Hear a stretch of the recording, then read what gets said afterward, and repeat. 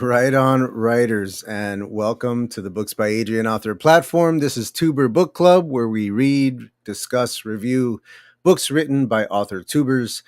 Today, we are doing Margaret Pinard's Dulci's Legacy. We're doing the second half today, where we're discussing chapters 16 through the epilogue, and it's going to be awesome. I'm really excited about it. I actually really enjoyed this second half, maybe even more than the first. I don't know. They were both very enjoyable. And I have plenty of little notes here and there, most of them positive. I think I may have had like one nitpick at one point early on, and then it was just smooth sailing after that. A couple of chapters where I had no notes whatsoever. And you all know that just means that I loved what I was reading and couldn't stop reading and just kept going. So that's a good sign. Welcome to everybody in the chat. We will get to you guys individually once my co-hosts are in here.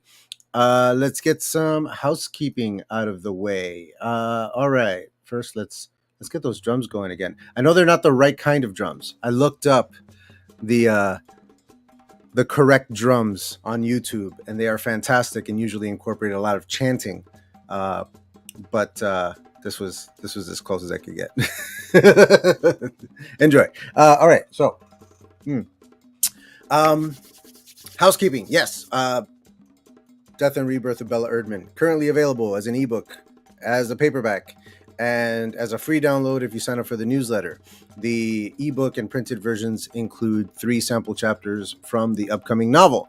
The upcoming novel is Shadow of the Spark, the first main novel in the Mythic series, and it will launch April 30th. Wide, as they say. I'm very excited. I got a lot of stuff planned for that time. Both before and after. We're going to be doing a lot of fun stuff, so stay tuned to the newsletter. If you're not yet signed up, it's at booksbyadrian.com. The link is down below, and you can also find the universal book links for both this and Shadow of the Spark down below, as Shadow of the Spark is currently available for pre-order. So go do that. Pretty much everywhere except for Amazon. Amazon is still going to take a little while to set up. So if that's your go-to, just save the universal book link and just keep checking it back every week or so. Should be up pretty soon. All right, y'all. Let's get my first of my 2 guests in here. We usually go Shannon first. I'm going to mix things up today. We're going to get Ben in here first. Ben Haming. What's up, how's dude? it going? Introduce yourself to the people at home. Take it away.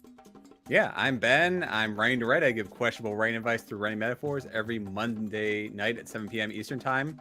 This past Monday, I did an indie author showcase on 6 indie authors whose books I read recently. The week before that was my 100th episode, which was amazing and awesome. And Adrian showed up for a little bit to share his thoughts on how video games inspired his writing. Yeah, stuff. Exactly. And let's see, next week I completely forget what's in my schedule, but I am definitely doing a video. Nice.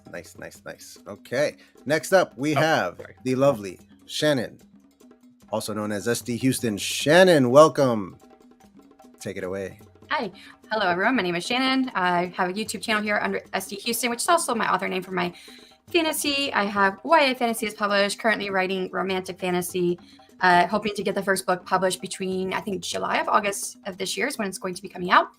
And on my YouTube channel, I publish content about my writing, self-publishing journey, just a few videos here and there. Right now, I'm launching into a series of videos about using ChatGPT and the limitations of it and how it can be kind of funny and what it spits out. I've already got one video out, but I have another one coming with some weird things that it does. I think it's just interesting playing around with it and what it gives you. I am also 1/3 of the Self-Publishing Tips and Tricks podcast with Ben Pick right here from Running to Write and Morgan Lee. We just finished up our second season. We're going to be moving into our 3rd season in the 3rd quarter. Although we'll have some off-season episodes talking about books that are on writing and or self-publishing. and one half of the AuthorTube Writing Conference, which comes up in June. And we're going to have a reveal of the website and all the full schedule in May. So be looking forward to that. I am also part of the Storyteller's Hearth Relay, which is this coming weekend. It used to be the WWW, the Worldwide Write-a-thon, WWW. I'm actually part of 5 streams, so I'm going to be quite busy that weekend. But I'm hoping that I'm going to finish up my revisions on my first novel. I got all my feedback from my alpha readers, and it's getting ready to go to my beta readers. And so my hope is to finish it up there. So yeah. You can pre-order Adrian's book. The link is in the chat and in the description box below. Hey. Wow. And we forgot to do thoughts on the book. So Ben, your thoughts on the second half of Dulci's Legacy before we get into the chapter by chapter run. Yeah, overall, I really enjoyed it. I was surprised how some of the things we guessed were accurate, and I was surprised how some of the things we guessed were wildly inaccurate.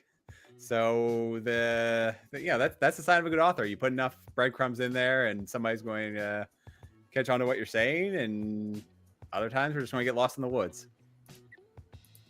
There is a poll going on right now in the chat as to whether or not you saw the big reveal coming as to the whodunit of it all. And go ahead and place your votes in the chat. Shannon, your thoughts on the second half of Dulci's Legacy? I definitely enjoyed the second half more than the first half. And mostly positive comments, just like you said, except I had one chapter I had issues with. And I wrote a lot of notes on that one chapter.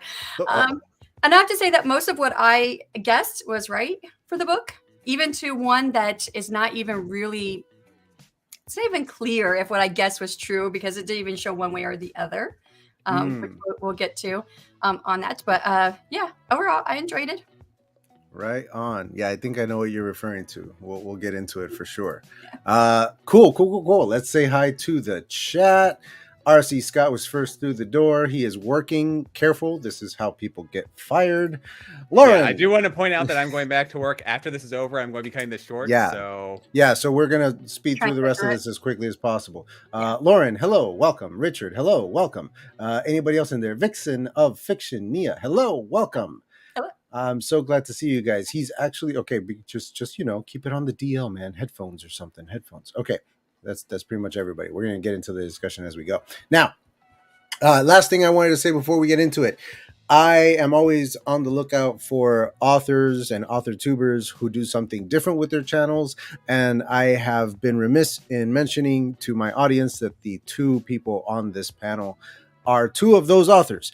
Shannon, I'm always really, really impressed with how open you are about the author journey in general, about your career in general, all the way down to the financials. It's incredibly helpful for first-time authors. So if any of you are just starting out there, you're trying to figure it out, you're trying to, navigate the whole making money side of it and all that, she covers all of that very, very well and then some. That's just a fraction of what she does on her channel. So definitely go check her out. I'll definitely vouch for the marketing stuff, the marketing videos that you've done, because I use a lot of them as guides. Same. Yes. Marketing as well. Excellent stuff. Ben relates all of his writing prowess to running metaphors, which he didn't mention today. And I gotta say it was I don't know. It felt off. I missed it. Yeah. Yes. Something was wrong today, Ben. I'm sorry. But anyway, if you and in addition to that, he does great episodes on video games and on all kinds of different kinds of storytelling and how they all relate to his own writing. And it's all really wonderful stuff. He also does book reviews and stuff on there too, which is great. He also does a great showcase of indie authors here on AuthorTube. There you go. So upholding the community is always a big one for all of us here. So if you guys have not checked them out, please do so. Lickety split. Let's dive in, shall we? Let's see. Chapter 16 is where we begin, yes? Yes. So my first note came in these first 2 paragraphs, noting that they felt like what did I write here? They felt like a montage. They played like a montage. The whole kind of speediness of getting through that morning and going through the motions of it. That was kind of interesting. The very film-like montage feeling that I got from that was pretty cool. Let's see what else. Oh, and one line that really, really stood out to me, and I highlighted it, was when she is feeling sleepy, and she closes her eyes. It says the shape of the drum stood out against the white wall, transferred to black on her eyelids, and I just like I saw that in my brain. You know what I mean? Ben, does his okay? I didn't know if that was my computer. You're sounding like you're like Yeah. Oh, okay. Your voice It's is probably my cracking up. wife. Yeah, it's probably my Wi-Fi. Let me run a speed test while you guys talk a little bit. Okay. All right. I wrote same thing. What wasn't it just the first two paragraphs? Or 1, 2, 3, 4, 5, 6, 7. At the end of the 7th paragraph, I said I love all of this. So that was one thing that I liked. But then like the 2 paragraphs later, what did I write? So I wrote, I like that she knew that the drum would take her back in time and that she was able to do this purposefully. However, how did she know this? A drum had actually not been used every time that she traveled back in time. So what led to this conclusion? And at the end of the book, I wondered what made those other times different when she didn't have the drum. Because it seemed like from chapter 16 onward is always a drum is what helped her get back. In my interpretation of it, I didn't clash up against that because the way that I see it is the whole time travel vision thing is an innate talent for her. But if she wants to do it purposefully, she has to kind of get into it, and her drum is kind of the way of getting into that, like a meditative state. Sometimes she has the visions while she's sleeping, and she's not proactive in it. It's just happening to her. But if she wants to do it proactively, she has to like do a thing, and I think that her thing is the drum. And that's how it came off to me anyway. I guess because it wasn't very explicit, like she didn't even wonder Sure. how it happened for her. Like she just fell into it. Then I was wondering, like, okay, this is a rule, but then the rule wasn't always true. But I don't know. That is just me. Well, there's usually the at least in superhero stories, right? If we were to relate this to a superhero story and the origin story, and they're discovering their powers for the first time they do it is almost always by accident. Something happens and they react instinctually, and this thing that they could never do before, suddenly they can do it. And then it becomes a thing of like, how do I replicate that? How do I do it again? Because the first time I didn't think about it, but now I'm trying to think about it. And so I think that the comic book superhero sci-fi nerd in me just kind of gravitated towards that logic of it, and therefore it just kind of like all the puzzle pieces kind of worked out for me. That they explicitly think about, well, how do I do this again? Yeah. Like in Ben's book, like he tried, like right. The main character was trying different things, trying to get it to work. Where here we didn't see any of that struggle of like what makes it work. So maybe that's just what I wanted. That's a good point. Yeah. Richard is ousting himself and his love of Chat GPT. Yeah, he was using it for blurbs earlier. But I do like, going back to chapter 16, I do like, there's a couple of notes that I have, direct quotes of, how would this work? Would history be changed if I go back and do the wrong thing or whatever? And I did like, I have my note here of, good question. I hope we get an answer for whether or not Dulci will be able to change the past, change the future, do whatever. And then there's another one here of, she sees somebody walking by and she goes, this is 1777, right? And I'm like, that is bad time travel etiquette.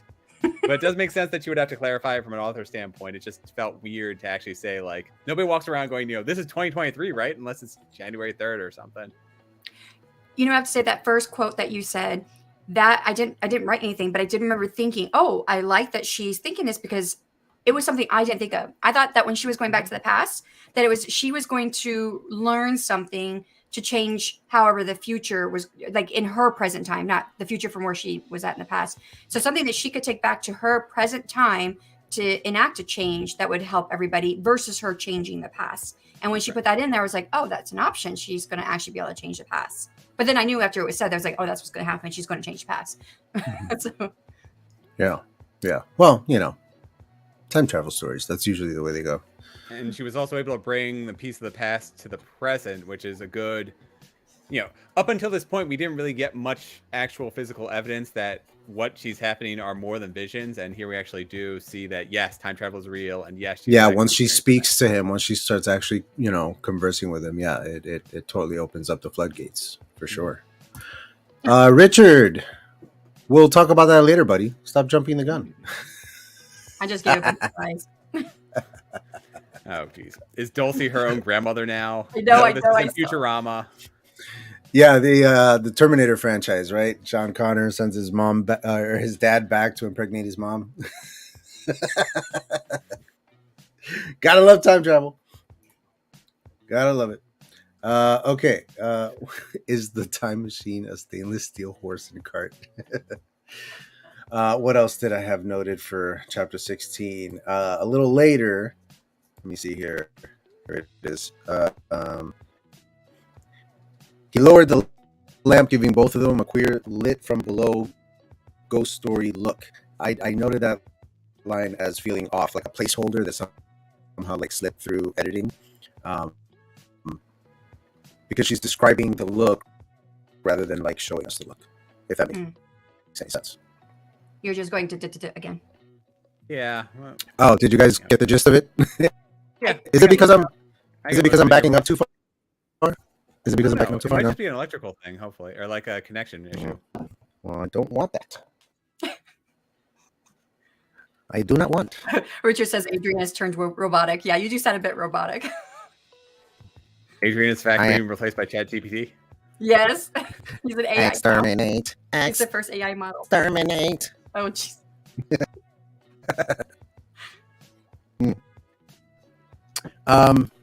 And then what was the last thing?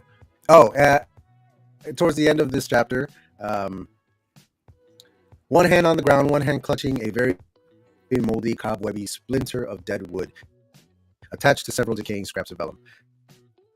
My note was wibbly wobbly, timey, wimey stuff. Yay. Makes sense. I was so excited. You just wanted to say that. Yes, I'm sorry. Yes, I'm a robot. And it's perfect with the microphone doing what it's doing. Yeah. Mr. Roboto. Did you want to give your thoughts? Ben? Ben? Sorry. I already did. This is chapter 16. I said everything. That's it? All right, you're good with 16? How about you, Shannon? I thought we were in the next chapter already. Okay, never mind. No, jump no, my bad. That's all I got for 16. No. I thought we were good. If both of y'all are in 16 still, I'm ahead. Yeah. All you, Shannon. Take it away. I actually didn't have any notes for 17. I flew right through it, so take it away. Anybody? Yeah, Shannon? I'm sorry, I'm reading through my notes. Oh, gotcha. Okay. So I have mine in digital, so I have to go one by one. I only have 2 notes, but the first one I wrote was that I really liked how Maron, right? Is that how we said her name was Maron? Maron, yeah. Maron. So Maron's characterization stayed consistent. The way she reacted to everything was very consistent with the character that I perceived her as from the beginning. So I thought that was really well done. Then the last note, so I was surprised. So at the end, right, she's talking with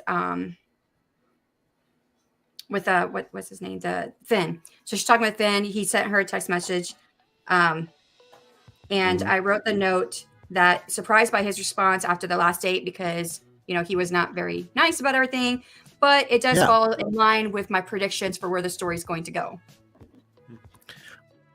Also, teenagers. Yeah. Am I right? Yeah.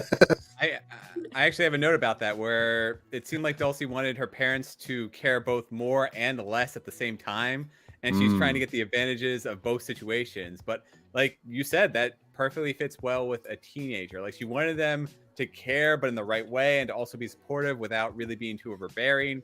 So it felt very teenager-esque to me.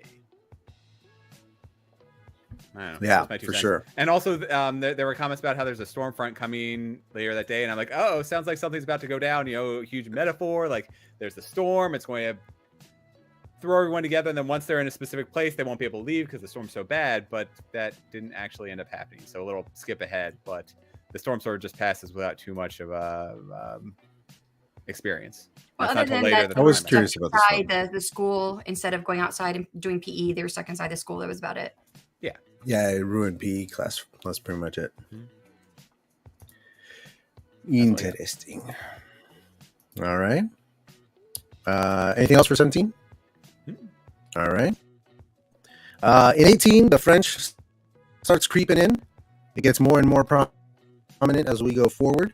At least in 18, there was there was an exchange where, here it is, Dulci exploded into laughter, having guessed the mistake that might pop up. I think you meant, and I'm sorry, it's been a long time since I took French. I'm not going to pronounce the French words right. So I'm just going to skip over that. Still giggling, and she gave him a kiss. And then he responds to her, right? But she shakes her head in the same line.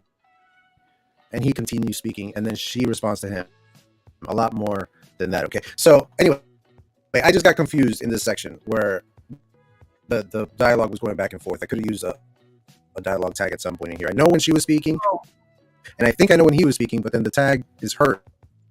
She shook her head, so I was thrown off by this. I did notice some of that, but I never marked any of those. I should have. Some, maybe if I marked that one because it popped out stopped to you. me. Yeah, like it stopped me in my tracks. If there were more, I flew right past them. I didn't get the others, but that's the one that like jumped out at me.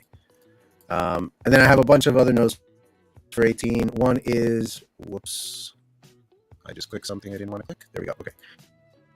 So this one is, before Dulci could explain, Marin's hands grasped it as if electrified. Her arms shot out like she was trying to hold it away from herself. She turned her head as if it was sending out a heat that she couldn't take. All of that was exciting and unexpected, and like it just kind of came out of nowhere and really suddenly, and I was really like excited by that. I thought that was really cool. And then the collapse happens, and her bones turn to water, and I just thought that was really nice. Very, very nicely done. Good stuff all around in there. However, it's immediately followed up by Dulci interpreting that Maron is now trapped. It wasn't a faint, she'd been taken, and I'm like, how does she know that? It's kind of a leap. I don't know how she's putting two together like that. It makes sense to me as the reader because ancient artifact through time travel or whatever, but I don't know if maybe in that situation I would have thought the same thing. Right. But I don't know. Yeah. I did think it jumped quick from her just hitting her head and to being in the hospital and not getting that progression. It did kind of like cut past like all of the drama of like getting her to the hospital, but like if nothing changes during that time, I feel okay with skipping it. You know what I mean? Like nothing happens on the way there, then just skipping it. So I'm okay with that one. And then the last note I have for 18 is where it says she knew what the failure to change Angus' mind had felt like. She didn't want to feel that pain with this, the pain of this, and that moment really rang true to me. Of like, again, a teenager having been through something kind of like rough and like not wanting to like go through more, but she's in it already anyway. It's good teenager stuff. Shannon, Ben, anybody?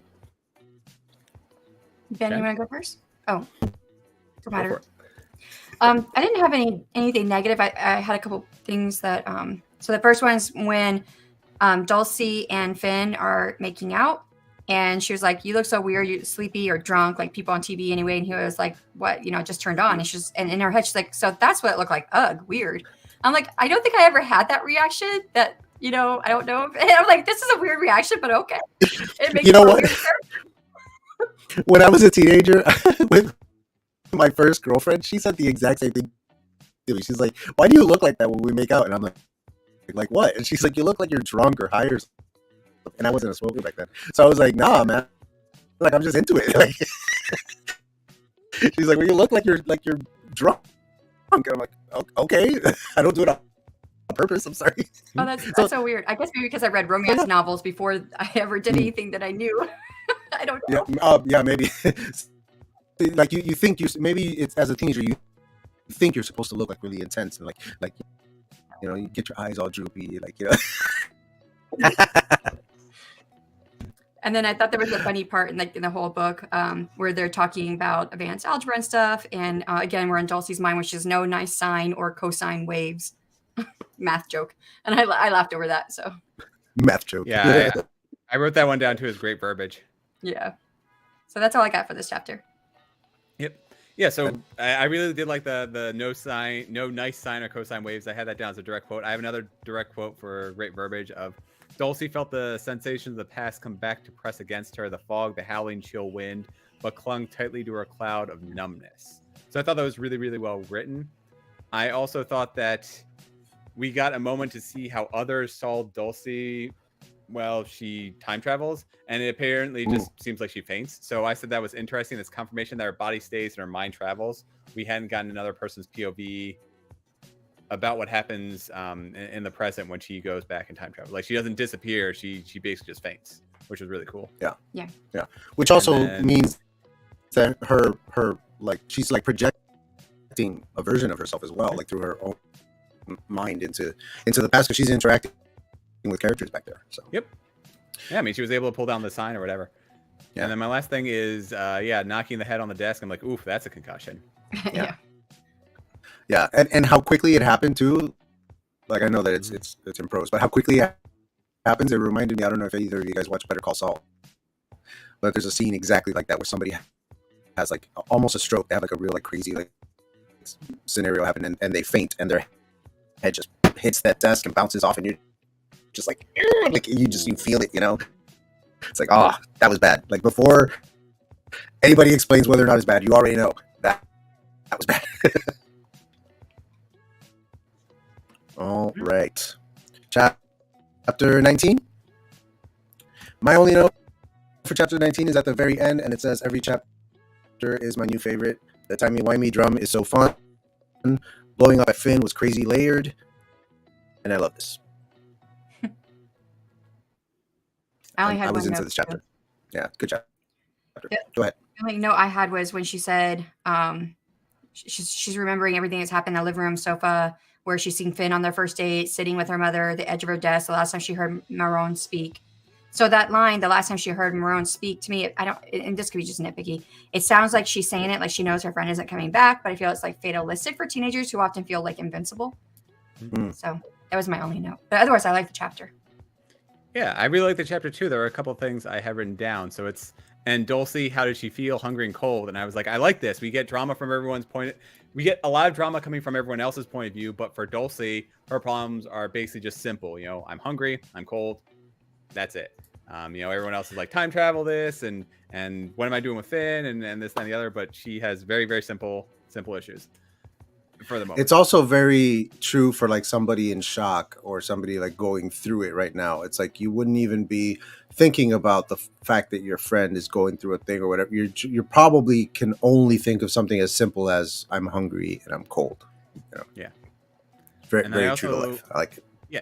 She also has a moment where she seems like, oh, why is Finn seem so innocent? He's a blockhead.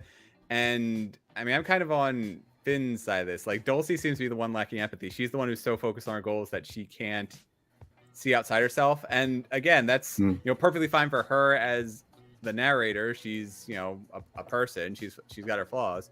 So it was just kind of interesting to see that conflict with, you know, a rational. You know, what would this story be like from Finn's point of view is an interesting question as well. Then we have definitely. At the hospital, I'm surprised Dulci wasn't. I'm sorry, what? I was saying, I agree. I would have loved to know what was going on in Finn's head. And then we have at the hospital, I'm surprised that Dulci wasn't drug tested. I know she's like a good girl and all that, and same thing with Marone, but in abundance of caution, it seemed kind of weird that nobody really looked for another logical reason for why you know, a healthy teenager would suddenly collapse. I thought they did blood tests. I don't think they said anything about drug screening, but I think they drew blood or something. I don't remember. They did draw blood. I was thinking I remember, but I mean, I know they did from Marone. I'm surprised that nobody drug tested Dulci. But Dulci wasn't. She wasn't admitted for anything. True, but she was there. Like, teenagers in a room and one of them collapses, you might want to know what they were doing. I see what you're saying. Maybe I don't know if the doctor could have like even suggested doing that though, because she's not the patient. Right. True, but sorry, it's more of I'm surprised that there was so little reaction to it, and like the cops weren't involved or anything. The parents at the very least should have like asked more questions, I think, right? Like, what were you guys doing? Yeah, for sure. And then the last thing I have for this chapter is I found out that her parents took her drum while she slept, because of all the actions for them to take, that one seemed unreasonable. Even if they believed that playing the drum was stressing her out, it seemed like a weird reaction for them to take. It made me wonder if they know it's real. You know what I mean? Like if they not only actually do believe her story, but know it to be true and are trying to suppress it by taking it away. But that never really. No, it doesn't come out that way. Yeah. It didn't really pay off that way. But yeah, that's like once the drum was gone, I was like, oh, that they must like know that that's part of it for her, you know. All right. Anything else for 19? All right, moving right along. In 20, what's this note here? Oh, another note about loving the use of French because it takes me back to high school. And then at the very end, I just wrote a note that says that there were some answers in this chapter, some new questions. What is up with the music teacher? That was my only note, was that oops, sorry, hit it. It was just I said, still feeling that this guy is not who he says he is. Yeah, I need a whole like companion novel from his point of view. Like, forget Finn. I need to know what's up with this music teacher. Who is he? Where's he from? How does he know this stuff? What's the extent of his knowledge? Why doesn't he know more? Because he also seems to suggest that he just doesn't know much more than that. Interesting. He seems to know just enough to give her information. Yeah, but like clearly, like he's been through something, you know. Yeah. And that's not the big reveal that you were referring to, right? No. Okay. Yeah, because I just thought that was a great twist. I have the note in here. The band director knows about time travel. That's a great twist. I had an inkling that he was connected to that in some way after the first play session with him. Yeah. It wasn't necessarily overtly stated or anything, but I had a feeling since back then. This didn't quite catch me off guard. Right. He feels like the Watcher from the MCU, like a conscientious observer who's able to facilitate this. They can, but can't really do much to interfere. He actually reminded me a little bit about, and I forgot the character's name, but the teacher in your first book, in counselor. Yeah, the one that like knew about the magic and stuff. But you don't find out much more about it. Exactly. So, but we know there's more books coming, so we're hoping we're going to find out more about how he knows what he knows. Where this one's a standalone, and you're like, this is a standalone. Yeah. All right. Some very we did this the same thing last time with some references or some crossover. Yeah. Well, it does have a lot of similarities. So. True. Yeah. There's a couple of lines in my novel that when you were reading them, Ben, you like pointed them out. You're like, oh, like, copyright into the void. I was just like, great minds think alike, man. Yeah. All right. Anything else for this chapter? All right. 21. My only note in 21 is at the end, and it is he's so understanding. What changed? This is, Finn, like just being so chill about stuff in here. Like something changed, something happened to like completely turn him around on this. And I don't trust him. Yeah, it was fishy. Yeah, very fishy. Fashal. Ben? I had nothing for 21. I just liked it. Oh. 21 was good. I liked it too. Go ahead, Shannon. I liked all of it except for the Finn part. At this part, I'm like, I don't like him. I don't know what to think about him. And then when he did start helping her, and then at the end, and I was like, I really didn't get him as a character. Running to Sue. Oh, yes. Okay. I took Sue as like a first name when I first read that. I was like, what does that mean, running to Sue? Oh, Sue. Copyright, yeah. Okay. Running to Sue. Don't worry, Adrian. Hilarious. Running to Sue, rip-offs by Adrian.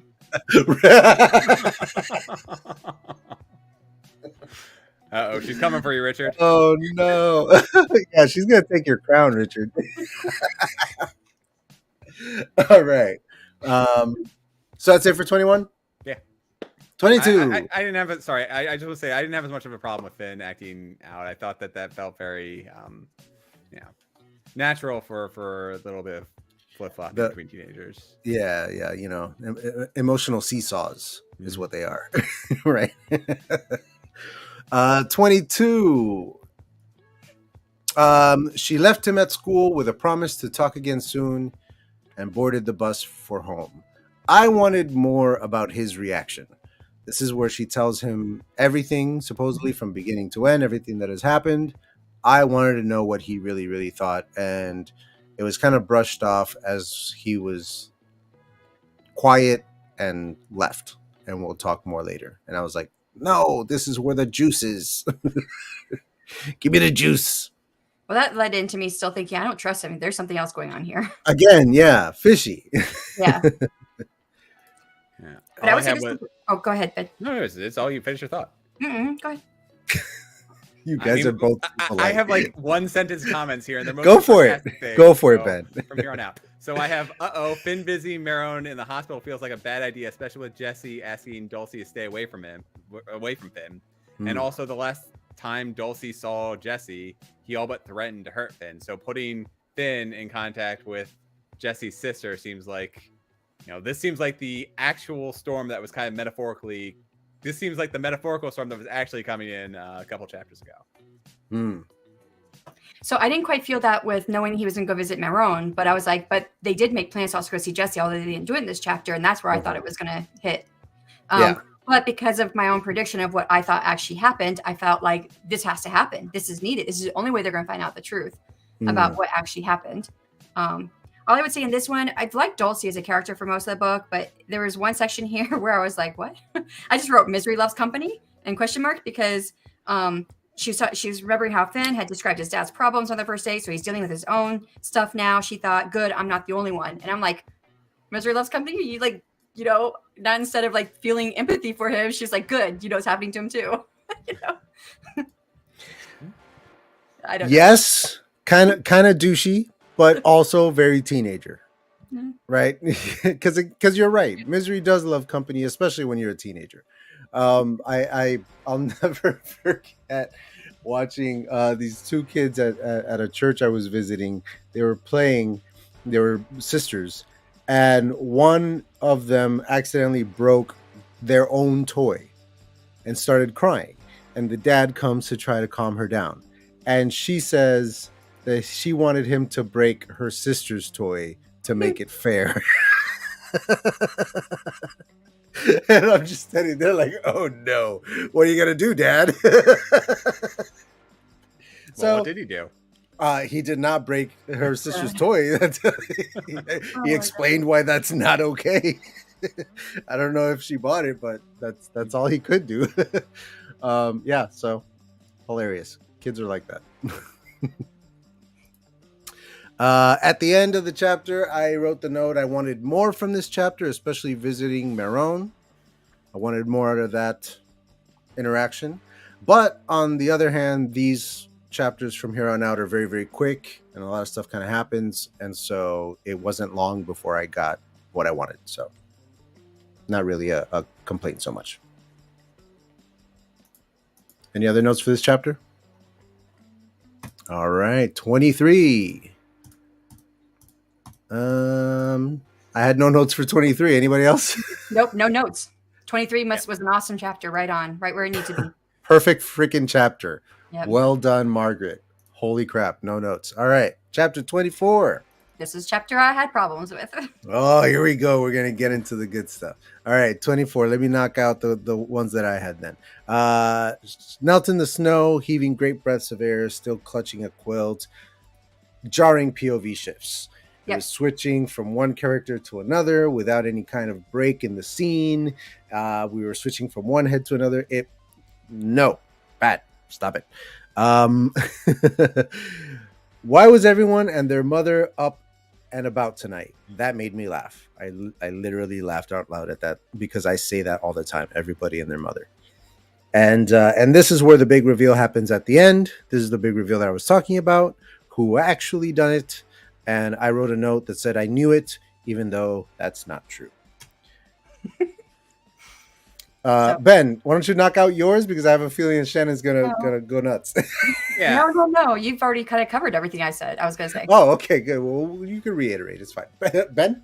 I just had we got a new POV this late. Okay, I'm in. I mean, I've had less of a concern. I've read books that have done this worse with like the insta head hopping, and so I didn't really have as much kind of keeping it all on track for me, especially since this is the only chapter where we get Jesse's point of view. I thought it was interesting to just see it. Like this entire time, I've wanted somebody else's point of view to show us what's going on, and we finally got that. So I wouldn't have mind getting into another point of view. I would have also loved to have either Finn's or Jesse's or both of them, or even the teacher's point of view. I loved it. But she didn't ever go on another POV in any of the other chapters. It happens in this chapter. And not only that, it doesn't have a break, like Adrian said. So here we are. It's the third paragraph in the chapter when we go into Jesse's point of view. But I'm thinking I'm still in Dulci's point of view. So I'm reading the paragraph. I'm like, this doesn't make sense. And I'm halfway through the paragraph. And I'm like, wait, this is a shift. And I had to go all the way back again to the top and like, okay, where does the shift start? Where am I at? I had a very hard time locating myself in the story. So it would have, even if she decided this like to go on another point of view, there should have been a break in there to make it clear that it was a different person, because it made me stop and go back again. And it took me right out of what was going. And this is such a pivotal chapter, just like you said, Adrian. Pivotal chapter for the reveal. Yet I had to stop several times to be like, okay, whose head am I in now? Whose point of view am I in? Who, that. And really, the head hopping was for so short of a segment that it again rang to me as something that got missed in editing. Like she used to have point of view shifts, and then at some point she decided, I'm just going to do one, and she missed that one. At least that's how I had to interpret it, because it, as you pointed out, both of you pointed out, it doesn't happen again. Yeah. So it just seems like an anomaly. And so later on, as we get through this, now we don't have dialogue tags or beats. And now I don't know who's saying what, because we've already head hopped a couple times. So I'm not really sure who's saying what. So that I pointed out a couple of these. I was like, okay, who is actually saying this one? So that was mostly the POV shift. And then we do get to where the whole group is together. So this is when Dulci goes back in time with Jesse and Finn, and they're all three together. And it says they were murmuring low voices in conversation. So this is after they first came together in the past.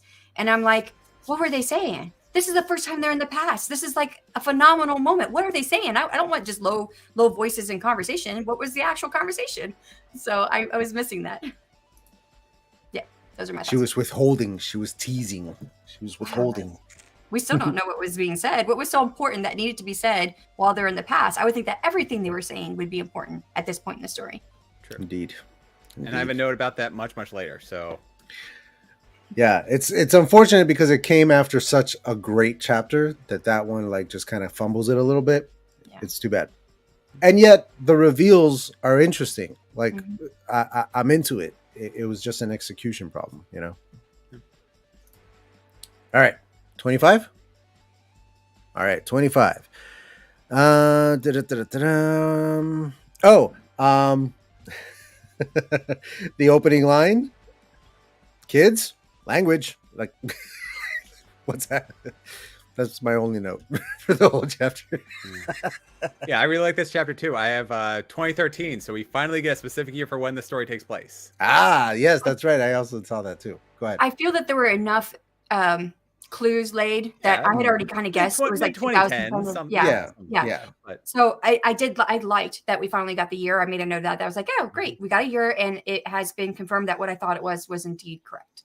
Not that I pinpointed 2013, but I had it in that time frame. Yeah, they have cell phones. They don't have. Yeah, the internet is a thing. Everybody's but they don't have Instagram, so. That was not mentioned. So I was like, okay, we're kind of pinpointing it here. So I had a couple of notes. There's at one point where they're talking with Teter and his sister's there, and neither one of them speak English. One speaks like this, like French and something else. It's like a combination. And Dulci's thinking, he says he's been terrible, that Finn had been terrible at his French flashcards, but she thought he could probably follow the simple conversation. And there was some of the simple conversation put into the text, and I'm thinking that's not a simple conversation.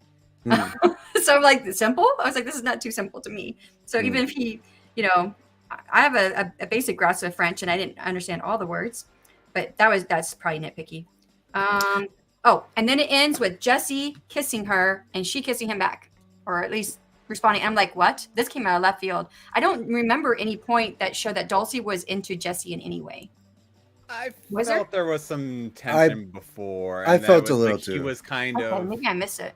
Yeah. It was always that he was, his best friend's older sister, and then he was also kind of going through some troubles, so she never really pursued it. But I thought that I felt that some of the things she said made it seem like there might be more there. I definitely felt like her concern over him and her memory of how he was before he got this bad kind of hinted at it. But then when she went with Finn to visit him, it was like it was in the blocking, so to speak. Like she was with Jesse and she was trying to console him and comfort him, and Finn was over there, and it was just like there was an energy in that scene.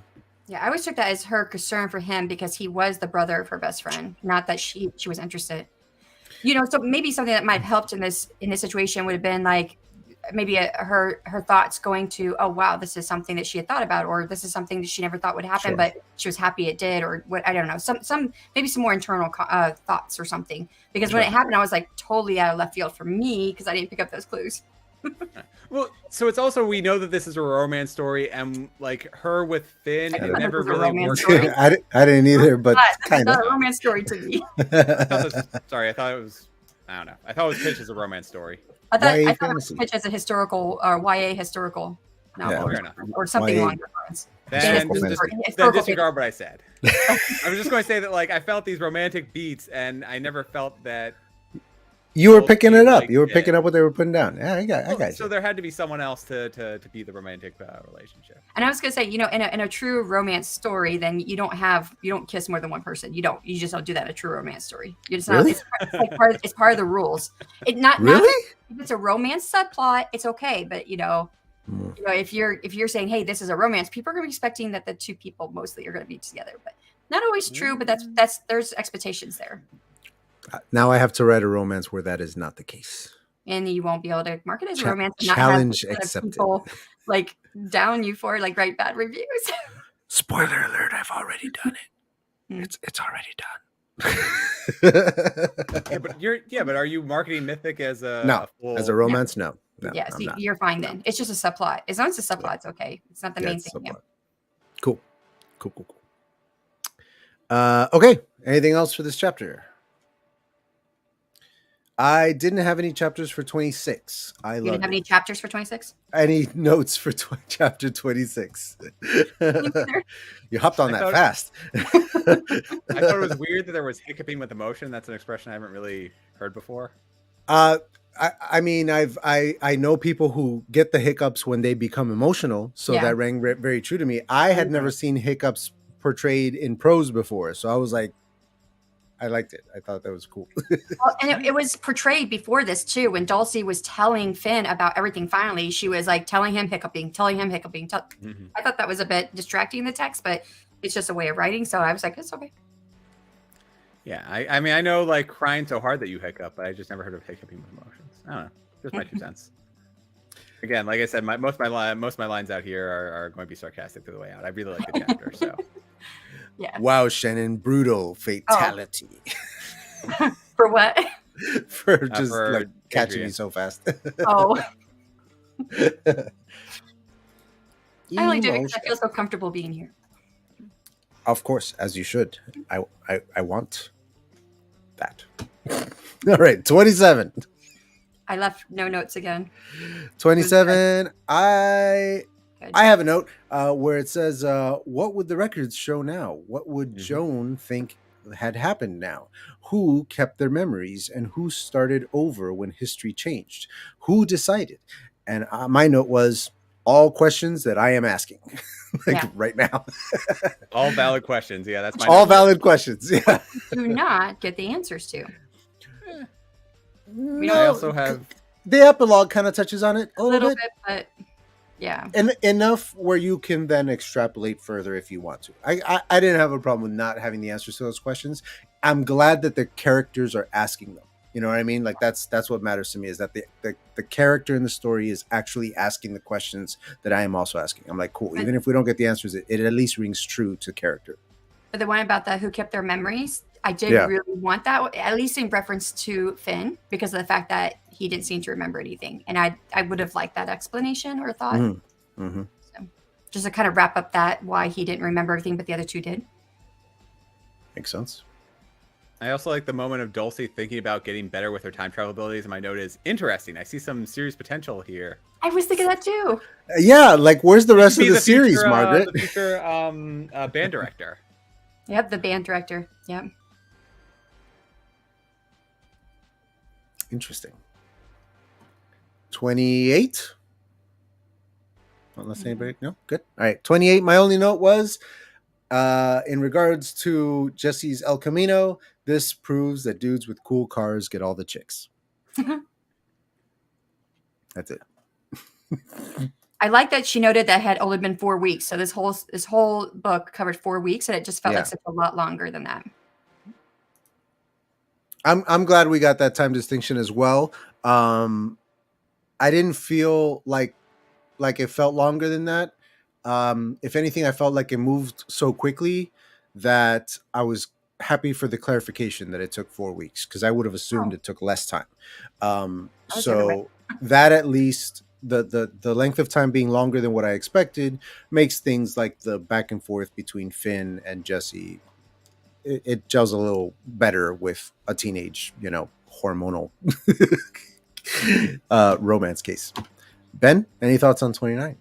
Yeah, I have a direct quote here. So her body felt brittle and she hadn't seen a friend's face all day. She didn't blame Marone for staying home. She talked about her school day and how miserable it is to be back. I'm like, well, that sounds like a typical school day to me. So getting a little jaded and bitter here. Everything's back to normal. Yeah. And then we have Dulci. She has a conversation with her best friend, and I was surprised how quickly it shifted back to normal topics. So my note is odd. What about time travel? Will it happen again? There's so many questions that it seems like Dulci would want to just use Marone as a sounding board or what? I don't know what the expression is. Yeah, to question it. Yeah, to question and try and figure things out together. Yeah. And then the last thing I have is Dulci never returned to the conversation with Mr. McKenna since he was transferred before Christmas. And I felt that was so weird, because I felt that, it takes 4 weeks for the story to happen. So I figured there would at least be like a 1 week period where, at least 1 week period where she was still in school and Mr. McKenna was there. But I don't know, maybe he left beforehand or something along those lines. I mean, I know it makes sense from a story standpoint that he needs to be gone because he's this mysterious person who knows about time travel. But I feel like it just felt too convenient that he's just gone. Well, to me, it felt like set up for a sequel. Once again, it's another one of those moments where you're setting up questions that we want answers to. We're not getting them here. My assumption is they're coming in the sequel. Well, there is none. There is none. This is standalone. I you know. Remember, one of my thoughts was that the teacher may not be real. What if he was from the future and he was in his past? This was the past for him. Dulci's he was interacting with Dulci the way that she was interacting, which is part of her legacy back in 1777. That is really cool. But and that's where legacy would come in. Yeah, but we didn't really see anything like that, so it's like, okay. But that's exactly how I'd like to figure stuff like that out. That's cool. Yeah. Like, if that's right, then that's cool, because the clues are there. You just got to put them together. Because you did mention that before. Nobody else has interacted with the teacher. Nope, the music group consisted of just Dulci and him. And as soon as she didn't need him anymore, he was gone. Yeah, he's from the future. That's headcanon for me now. Like, yeah, that makes perfect sense. She does Margaret's like sitting off somewhere, just yelling at us in the background. And she's like, "No, he's real. He's there." Or she's like, "You're ruining the sequel that I didn't tell people I was writing." She just came in. Oh, did she? Uh-oh. Here's the burning. We were just talking about you, Margaret, coming in and yelling about what I said. Yeah, rewind by about 5 minutes. We just came up with our own headcanon for the end of the book. She's like Beetlejuice. We said her name and she just popped up. So our headcanon is that the music teacher is a time traveler, like Dulci is, and he was just there to help her, and then he's gone. Yep. Yes. He's in the future. He's visiting her in the past to help her figure out her past so that she can fix her timeline to fix his timeline. No, I added what she said. That. Headcanon just means that's just like that's the explanation in universe, but only in my head. No, not necessarily anywhere else. But that's the clues that we put together. She likes it. She likes it. So moving forward, Mr. McKenna will be her gunslinger. He just shows up in every book to solve a problem and disappear. So Margaret, that was the other thing, is that you laid some groundwork at the end here for sequels, but it's a standalone, and I'm very upset because we need the sequels. So when are we getting Dulci's? I don't know. Well, it's Dulci's legacy. I would think if it was him in the future, then we go to him and what he's dealing with. But because I don't know. What was his name again? McKenna. Legacy. McKenna's legacy. Interesting. There you go. But we also like the idea of having like the viewpoint of Finn. Like if you ever want to redo the novel and add some viewpoints in there, have maybe Finn or Jesse or McKenna in there. Yeah. Do a companion novel from all of the boys' point of view. You know, Jesse, Finn, and McKenna, just their side of the same story. See what she said. I had other friends at the time asking for sequels too, but I moved on to the more adult trilogy. You dropped an F-bomb or two in here. You could beef this puppy up a little bit. So maybe the sequel is an adult novel instead of a YA novel. Because McKenna, he's an adult, so you can do an adult novel. Yeah, you follow McKenna and it's an adult novel, and you even get some Hankus Pankus in there, and it's great. Okay, we have one left, the epilogue, chapter 29. Well, that's where we talked about McKenna transferring to a different place. Oh, okay. So we've already covered that. Yeah. Okay, great. Yeah. My only note on here was wow at the idea of like the newspapers changing and everything getting updated. Like I thought that was really cool. Very Back to the Future too. I was into it. Yep. You can always rebrand this one, Dulci's Legacy, to just adult fiction. Yeah, re-release it with more F-bombs and just kick it up to adult. Re-release the XXX edition. Yeah. God, this is about high school people. Come on. I do plan to re-release my trilogy as just adult instead of YA. Oh God, that's funny. Anyway, we loved it. This was really good, really great. A couple little things here and there that we found, but man, was it enjoyable. An enjoyable read and brisk too. I flew by this second half. What's up, Ben? Dulci.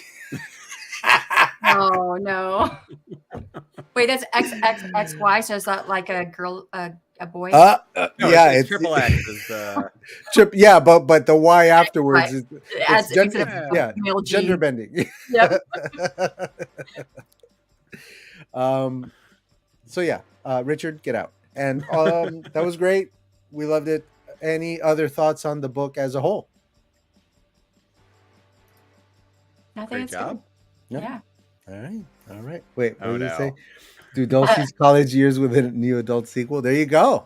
And McKenna can come back again from his future to help her continue her life. He's a professor in the university. Dude, it writes itself, Margaret. Mm-hmm.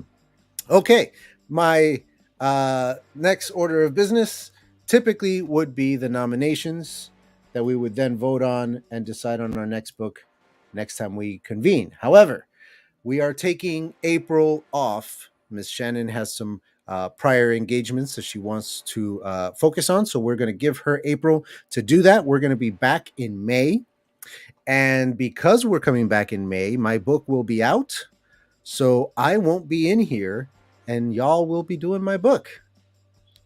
Yay!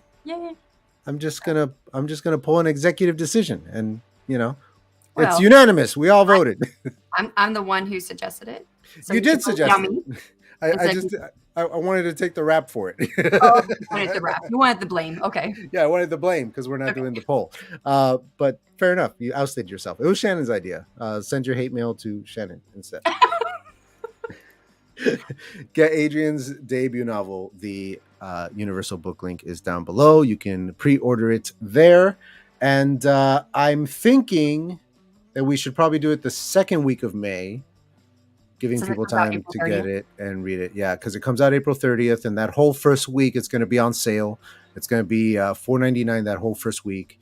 So everybody can pick it up at a nice cheap price. Everybody can read it, and we'll get together on the second week. Does that sound good? Good. All right.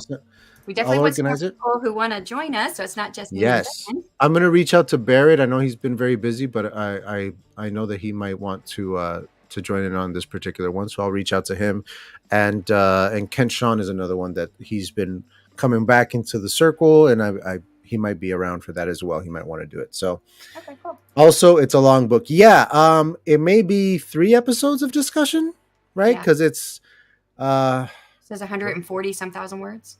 it's 147,000 words, 40 Big boy. chapters. Yeah. So it's like a big guy. 50,000 words each time. Yeah. And you're working on a Sanderson over here. Hey man, the second book's going to be even bigger. Yeah, ask Martin how long it is. Although he read it in like 3 No. days. Yeah, well, I thought he meant to ask Martin to come on the show. Oh yeah, that too. I don't know. He could have been saying it's a long book. No, you're right. That's probably what he's saying. Yeah, I'll get Martin on here. Right on, folks. Say goodbye to everybody. Ben, you're up first. Ben Pick, Running to Write. I give questionable writing advice through writing metaphors every Monday night at 7 p.m. Eastern time, and I hope to see you there. See, I do running Fantastic, metaphors. Shannon. Thanks for having me on to read this book. I had a fun time finally being able to dig into one of Margaret's books because I've always wanted to read her books, but it's always been at the bottom of my TBR because it's not my normal genre. So I was glad to get a chance to read it. And thank you everyone for coming in and talking about the book with us. All right. Same for me. I've never actually read a YA book before. This was my first. So I'm very glad that it was an enjoyable one. And it has opened my mind to the possibilities of YA books actually being okay for me to read. I don't know. I'm into it. Might be cool. All right. Death and Rebirth of Bella Erdman, 99 cents for the ebook. Go pick it up. Universal Book Link downstairs. The Shadow of the Spark comes out April 30th. Pre-order now. And then join us for the discussion second week of May. Woohoo. And yeah, I think that's it. Anybody else? No, we're good. All right. Thank you, everybody. We're gonna be out.